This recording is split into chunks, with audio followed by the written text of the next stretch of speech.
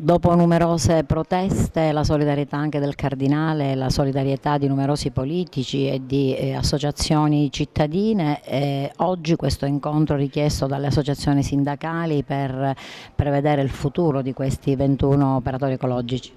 È importante questa presa di coscienza da parte di tanti operatori ad Agrigento e le figure che lei ha nominato. Questo ci conforta nel condurre avanti la battaglia, ci aiuta nel cercare ancora la strada maestra per fare rientrare questi lavoratori. Questo incontro lo abbiamo chiesto per capire se l'amministrazione si è attivata in qualche misura,